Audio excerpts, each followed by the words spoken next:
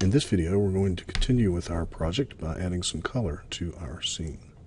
So let's start with the base here. The base should be kind of a brown color.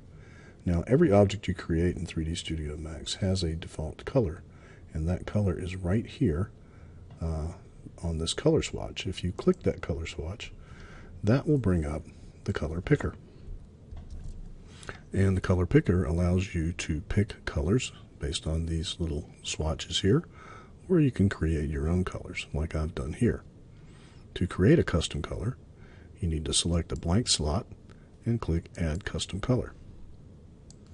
And that brings up the color picker. So we're going to use the color picker to create a nice brown color. So select a blank custom color swatch, like so, just select a blank one. And then use the hue picker here to sort of find an orange, and then slide up the whiteness and then make it a little darker. And then you can also desaturate it a little bit if you want, and just kind of continue to play with it until you get the shade of brown that you want. Once you've done that, click Add Color. And if you close this, that will put that color in that custom color swatch.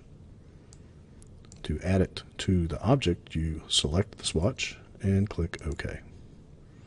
And then we can use that color swatch on different objects as well. Select another object, select the color you want, and click OK.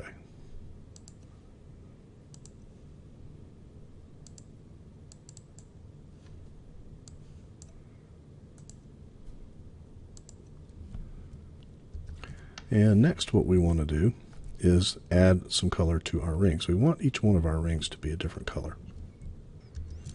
So to do that, we're going to use the color picker again. So select one of your rings and click the color swatch, and that will bring up your color picker. And I want to add some nice bright primary colors to mine. I already have my color swatches here, but I'm going to show you how to create them. So select a blank color swatch, click Add Custom Color, and bring up the color picker. Now, color in computers and any type of monitor or phone is created using numbers from 0 to 255 and using 3 colors: red, green, and blue. Here are the numbers. So if I type in 255 here and then 0 and 0, in other words, I have all red and no green or blue, then I'm going to get a nice bright red. Any number less than 255 just gets progressively darker.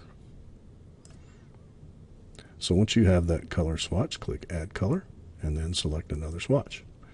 Now, of course, if we type in 0 and 255 and 0, we're going to get green. And if we type in 0, 0, 255, we're going to get blue. Now, interestingly, if we mix these colors, if we type in 255, 0, 255, we get sort of a purple color called magenta. And if we type in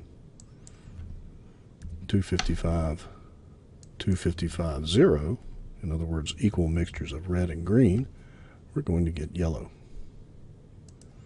And if we type in 0, 255, 255, equal mixtures of green and blue, we're going to get a color called cyan. So once you have your color swatches created, you can close the color picker and use them to add to your objects.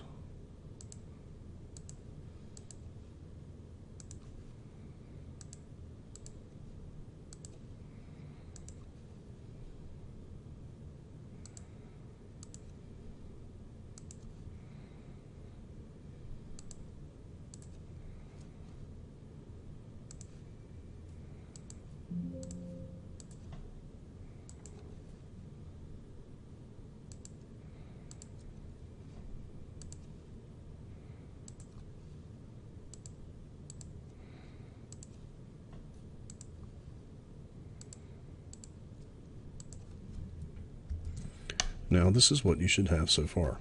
Now I want to add some color to my blocks. but I want each side of each of my blocks to be a different color. Now, I can't really do that without doing some other things to the block and using a special kind of material. So I want to talk about that in the next video. So when we come back, we'll do that. And I'll see you then.